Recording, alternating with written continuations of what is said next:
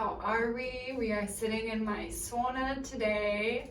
There's a lovely view. This is in Denmark, the north of Denmark. And today I want to talk about being conscious in an unconscious world and the difficulties, the beauties, the everything that comes with it.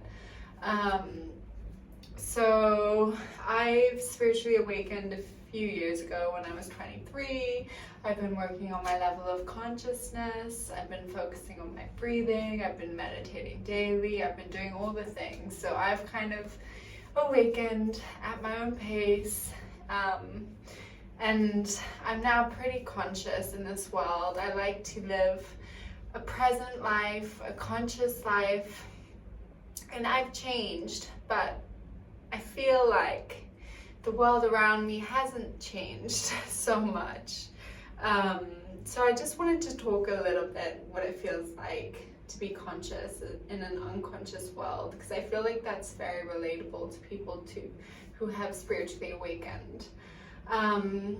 So my first point was that it's very hard. It's hard because when you become more aware, you also become more aware of human suffering. You know, let's take an example. When I'm on the metro, let's say late at night I'm on the metro. If you're not scrolling glued to your phone, you are looking around you at the world around you, and you're maybe seeing some things that aren't so lovely. You're seeing everyone else glued to their phone. You're seeing, you know, young kids being so drunk they're throwing up. It can be a depressing world when you truly take the time to look at it, especially in a big city on the metro at night.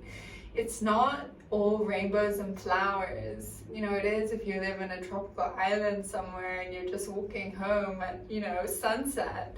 But yeah, I thought that was interesting, that the more aware you become, you know, you also become more aware of human suffering. And that's tough. I remember when I was 23, I had just awakened and my heart was so open.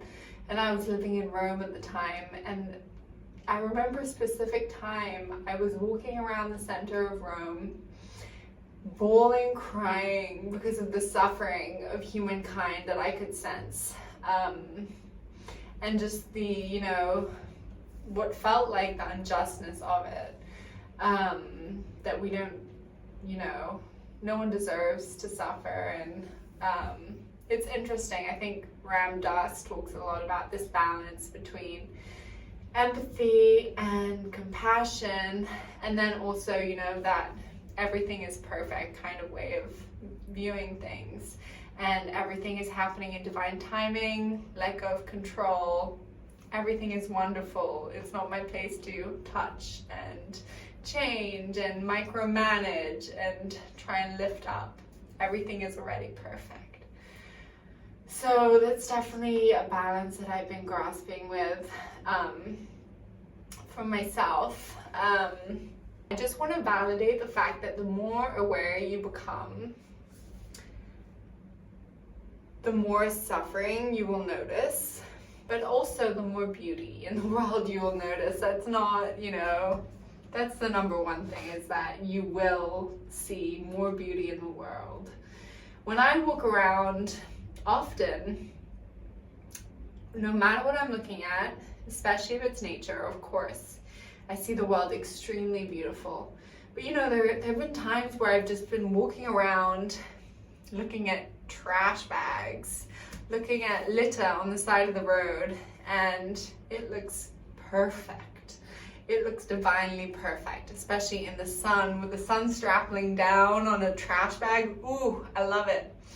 And that might sound weird to you guys, but the more you slow down, the more that you actually look at the world, the more beauty comes. And even just in simple things, you know, the light strapping in through your kitchen on a vase of flowers. It's gorgeous, it's godly. I'm sure you guys can relate to that more than the trash example, perhaps. So what I'm saying is that it's hard.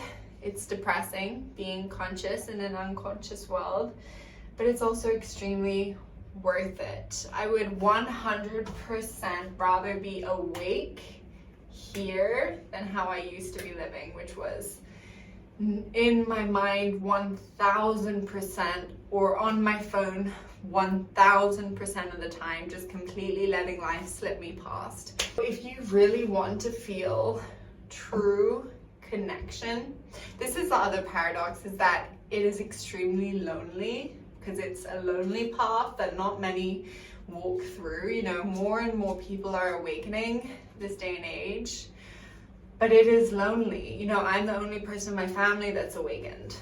I'm pretty much, you know, I have some awakened friends, but in my old group of friends, I'm the only one that's awakened, or whatever you classify that as. So it's a lonely path. But this is the paradox, is that it's the path that brings true connection, because when you become present, when you slow down, that's when you can truly connect to yourself, to nature, to God, to other people even. If you have never connected to yourself, how do you expect to connect to someone else? Lonely? We said it's hard, it's depressing, but it's worth it, because you will see more joy, when you will feel more joy, hopefully, and you will see more beauty in the world.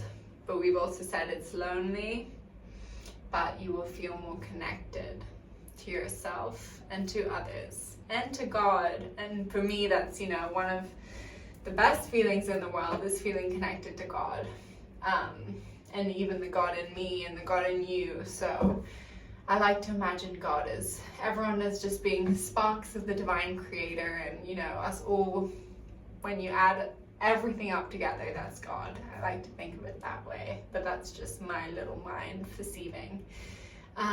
So I also wanted to talk about the fact that being conscious in an unconscious world takes so much strength. It takes so much consistency, because it's a muscle you've had to work. You've had to, you know, you've woken up every morning and meditated for the last few years. You've done that. Well, I mean, I don't know if you have, but if you have, go you. You've decided to focus on your breathing. You've decided to slow down. You've decided to try and not react to every trigger, and maybe try and delve deeper into what that trigger is trying to tell you. What wound is it pointing towards?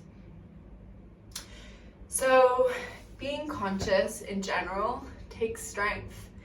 It also takes strength to say no to activities that make you less conscious. E.g., saying no to getting drunk every single weekend like I used to, or multiple times a week like I used to. I've now stopped drinking fully.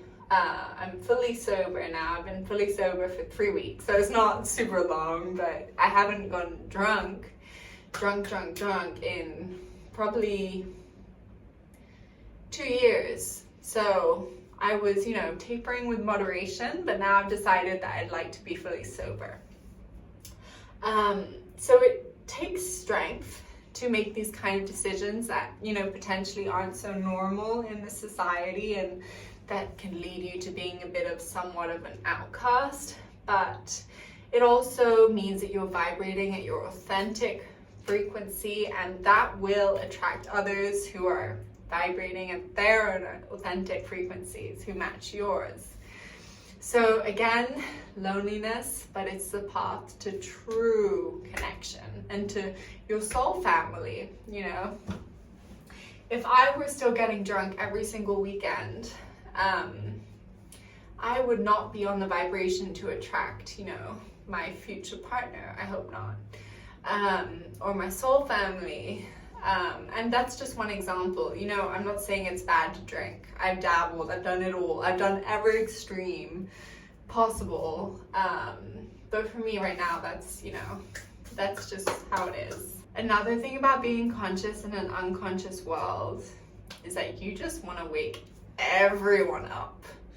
You want to wake everyone up And I've had times where I've been really actively trying to wake my family up, to wake my friends up, but I've just had to kind of loosen my grip and realize that people will wake up at their own divine time, that not everything is in my control. You know, I don't need to play God here.